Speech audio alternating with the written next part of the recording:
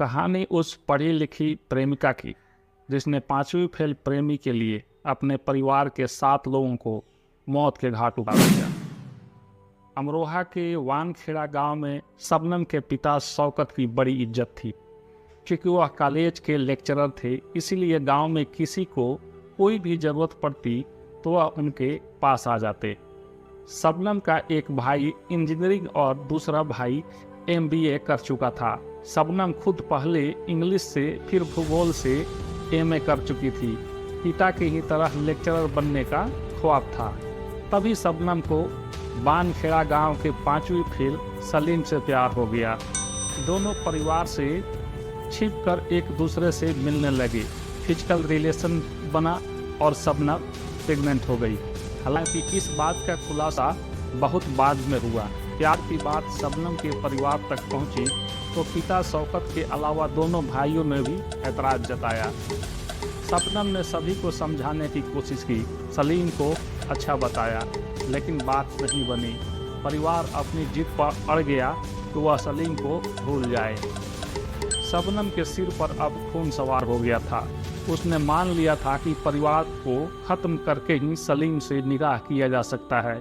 इसीलिए उसने सलीम से जहर मंगवाया। सलीम ने 13 अप्रैल 2008 को बाजार से जहर खरीदकर उसे दे दिया।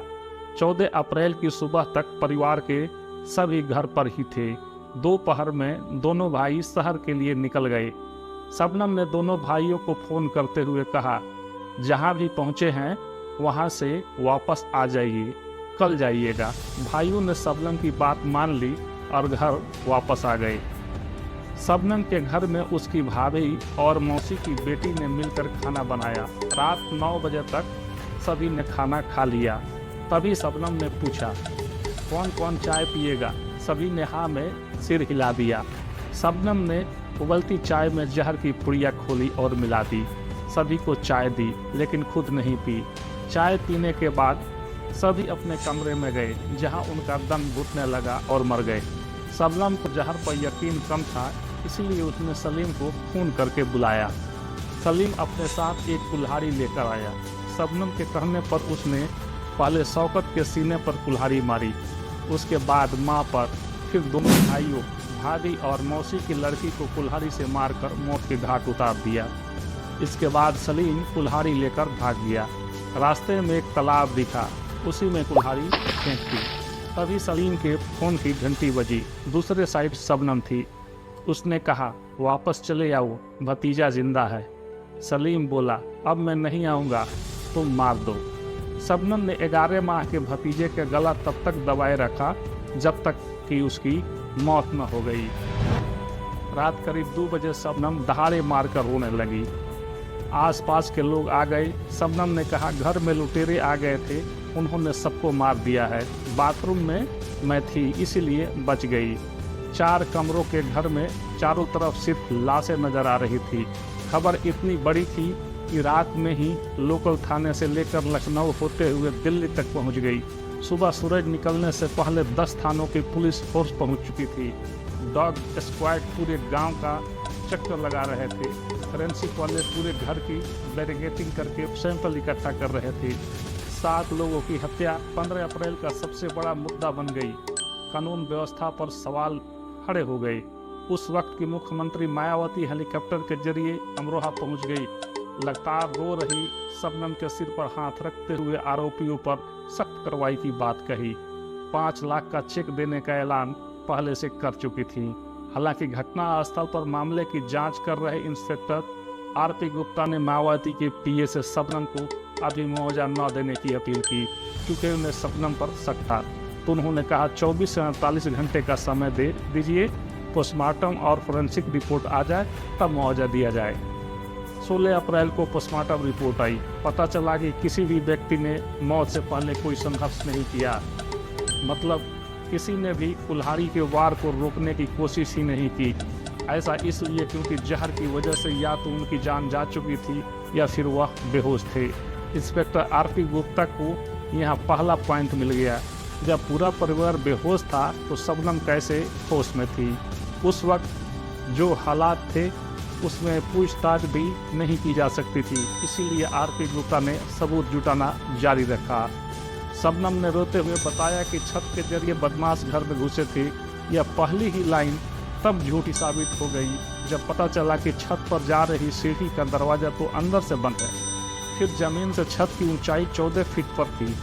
दीवार प्लास्टर की थी। ऐसे में ईंट पकड़कर चढ़ पाने का कोई भी माध्यम नहीं था। बदमाश सीढ़ी से आते तो उसे लेकर क्यों जाते? इंस्पेक्टर आरसी गुप्ता की नज़र में शबनम आरोपी बनती जा रही थी। तभी किसी ने खबर दी कि सलीम को उठा लीजिए, सब पता चल जाएगा। आरसी गुप्ता सलीम को पूछताछ के लिए उठाने वाले ही थे कि खबर मिली। उसने घटना के अगले दिन ही पूछताछ हुई थी और पुलिस ने उसे क्लीन चिट दे दिया। 17 अप्रैल को उन्होंने सलीम को फिर बुलाया और पूछताछ के लिए सख्ती का सहारा लिया। सलीम टूट गया और बता दिया कि हत्या उसने ही की है। सबूत के तौर पर उसने हत्या में इस्तेमाल की गई कुल्हाड़ी के बारे में बताया, जिसे पुलिस ने बरामद कर लिया। अब पुलिस ने शबनम को पूछताछ के लिए बुला लिया। पुलिस ने पूछताछ शुरू की तो उसे पहले वह हत्या में शामिल होने से मना करती रही। तभी सलीम बोला, मैंने सब बता दिया है, अब तुम भी स्वीकार कर लो। शबनम रो पड़ी। इस तरह से केस पूरी तरह से सुलझ गया। हालांकि पुलिस ने इसके पहले शबनम की कॉल डिटेल निकलवा ली थी, जिसमें पता चला हत्या के 5 मिनट पहले और हत्या के 10 मिनट बाद शबनम ने सलीम को फ़ोन किया था। पूरे महीने में 55 बार बात हुई थी। पुलिस को आरोपी के जरिए सच सुनना था, इसलिए शबनम से पूछताछ की गई। ये पूरा केस पानी की तरह साफ हो गया था। अमरोहा की डिस्ट्रिक्ट कोर्ट ने 3 अगस्त 2010 को ऐतिहासिक फैसला सुनाते हुए सलीम और शबनम को फांसी की सज़ा सुनाई। जज MS हुसैनी ने कहा, इससे ज़्यादा जघन्य कत्लेआम नहीं हो सकता। पुलिस ने जिस तरह से केस को सुलझाया, उस तरह से मैंने अपने पूरे जीवन में जांच नहीं देखी।